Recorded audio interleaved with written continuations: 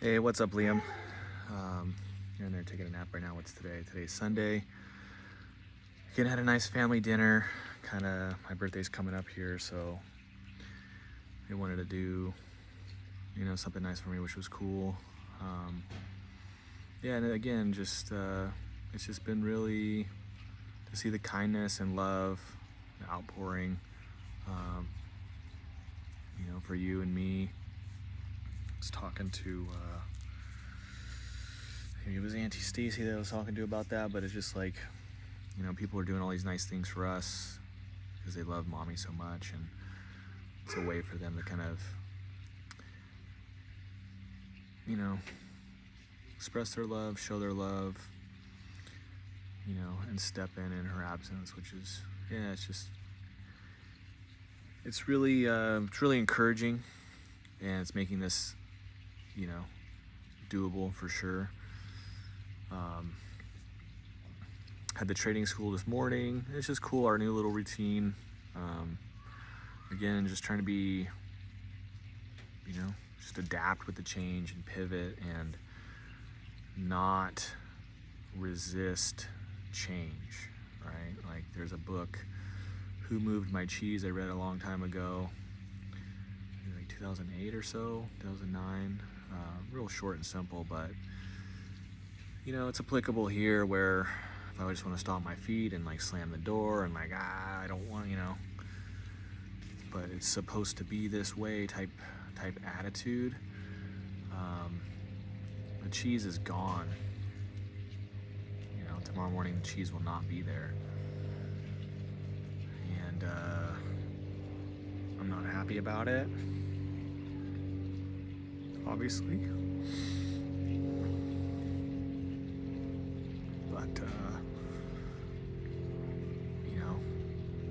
I have a responsibility to, obviously, you, to myself, to those around me, to do the best I can, right?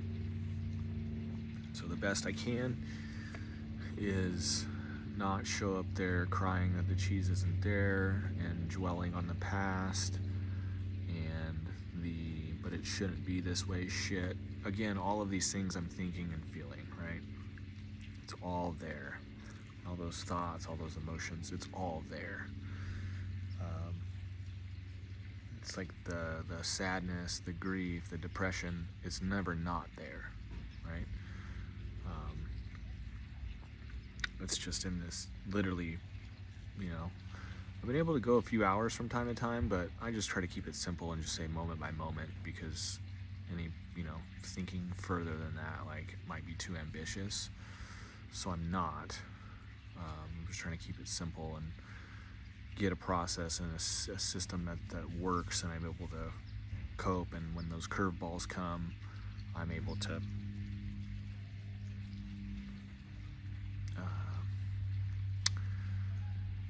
properly work through them, right, in a way that's beneficial, that gets me, that's healthy, right? All this is about how we respond in a healthy way, which I'm trying to do. Again, I'm trying to do my best. I want to be the best single father. I want to be the best man, first and foremost. If my mental and physical health is not solid, then I'm going to be worthless, or maybe not worthless, but less than I could be for you and for others around me. So I need to take care of my mental health, my spiritual health, my physical health, so that I can gift that properly, to the world, as Uncle Wes says. But for me to be a father for you, I need to handle that and be responsible with that. So I'm doing that. Doing the best I can, and the nights, maybe I'll do one of these videos like when it's fully washing over me and the emotions are raw, and they're at like level 10. But I'm just full sobbing, ugly cries, just,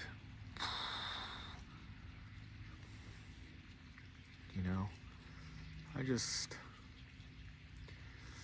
love her so fucking much, dude. And I love that I love her so much. I love it. I don't want to avoid it. I don't want to avoid these thoughts. I don't want to avoid these feelings. I'm acknowledging it. It's how I feel, and I'm okay with that. I'm super okay with that.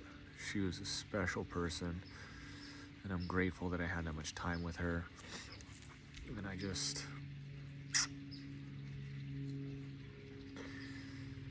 obviously I feel robbed, I feel slighted, this, that, whatever. But at the end of the day, it's not about me, which is just a fact. To me, it's about me, right? But really, it's not about me. And that's something that this week has been empowering. It's been an effective tool for me. Because again, when I'm thinking about me, my loss, my sadness, my depression, my grief, my anguish, right? First of all, nobody wants to hear that shit, right? It gets old fucking super quick, which is fair. I mean, everybody's got their own bullshit going on. And, if I want to bring others up around me, that's not the way to go about it. That's for sure. I want to be a beacon of light, a ray of hope. Again, all those things like mommy was, right? The whole live like Kari thing. Like if I really want to embody that, it's not about me. This is servant leadership shit. And it's hard to look that in the face, like to really confront it, because it's not necessarily conflict, but that internal anguish and stuff, yeah, maybe, but to acknowledge that and be like, no, it's not about me. It's not about my feelings. Like if I don't make it about me, if I truly try my best, in a healthy way, and we don't need to be like, they call it like spiritual bypassing or emotional bypassing where we're like head in the sand, but no, like acknowledge it, like, if I just don't make it about me and I focus on being the best father I can for you, that negative self-talk and that pain and that anguish, it diminishes inside me and it gives me a sense of purpose, and I'm able to go and at the end of the day look back on the day and go, yeah, like we did right by mom. By having that focus, I was able to get the results that I want. It's like a win-win across the board. You do better, I do better, we honor her properly. I'm not dragging the group down with my just sulking and just, again, how I feel. But I just choose to not participate in kind of anything that will add to that momentum of that negative emotional downward spiral. So that's kind of the culmination of this week's little journey on the roller coaster of the grief cycle, and just walking through this fire. And again, man, this will test your faith, your fortitude, who you are as an individual. And I'm just super grateful for all the prayers I've been getting, the spiritual support, the physical support, the emotional support. I'm not doing this alone, but there's some things where I need to do alone to do it right, and that's okay. And again, I just want to do the best I can and be the best example. If you can be the best example through the worst of times, like how rad is that? This world is full of the opposite of that. People who have it all and they bitch and complain about it and squander it. It's really admirable when you see people that go through the fire, but then exhibit like character and integrity. That's like, man, it's inspiring, right? And that's, if you can pick one or two, like, again, it's a choice. And obviously the choice that I'm making today, and I pray I continue to make, is to be that strong man that is a leader, that lifts up others. There's a quote That's it's about two candles, right? It's some analogy of two candles. It's like I don't I don't lose any of my brightness by lighting another candle, right? So ultimately, if I could, you know, brighten up others, and if other people are feeling extinguished inside, emotionally and spiritually, and in some small way I can reignite that fire within them.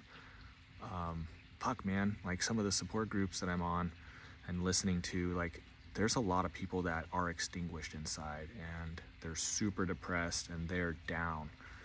And if there could be some people in their lives that help elevate them, that's life changing and that's beautiful. And that's again, that's how mommy lived, right? She would elevate others. She would see the best in them and be able to bring it out of them. So I love you so much, buddy. You're just the best, the cutest little kid.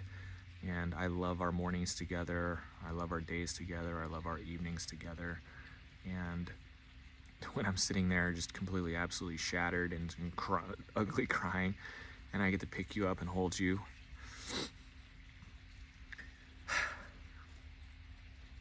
I'm just so grateful for that.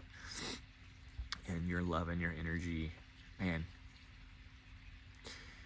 when I'm feeling extinguished, you light me up. So, man, talk about you're already doing big things, and I appreciate you. I love you, my guy. Bye.